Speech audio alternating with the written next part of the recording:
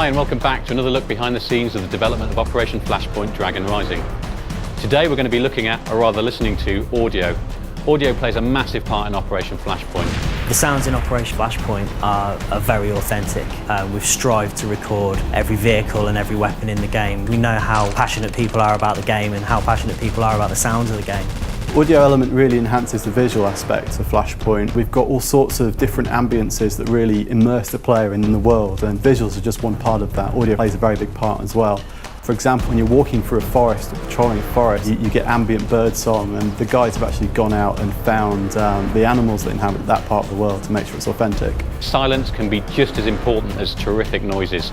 As you're moving through forests, you hear the audio, you hear the crack of twigs, etc. But as well as that, some of the vehicles that we have, you can even identify what they are just from the sound that they're making.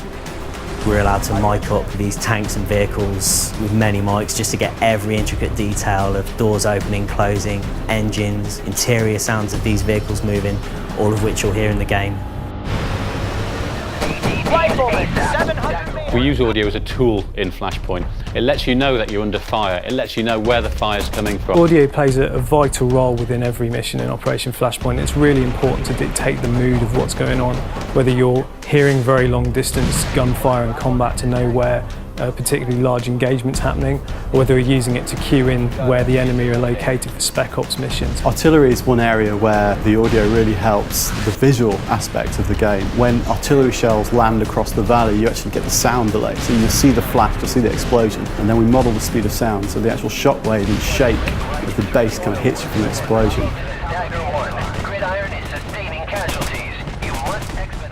The sounds that we place within missions really do aid the player to find their way through the missions. They're going to know where a key installation is that the enemy have because they can hear it from a distance away.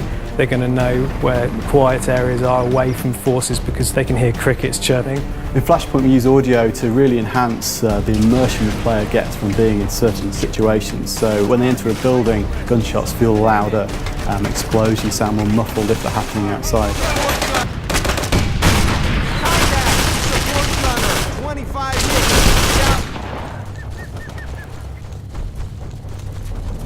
When someone's firing at you from 500 metres away or 1,000 metres away, it's an actual asset of that weapon being fired at that distance. It's not trickery, there's no filtering or EQ being applied.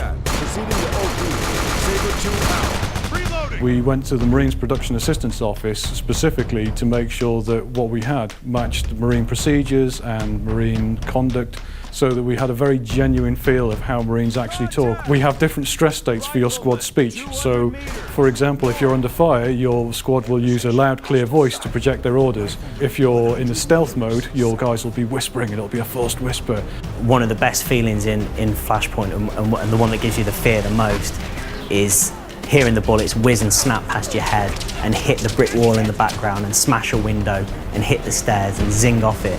These things really make you panic, and it was one of the most important things to get in to Flashpoint. We think that when you start coming under fire and the PLAs start really suppressing you, you're not going to want to put your head up over those sandbags because one of those bullets could tag you and that'll be it.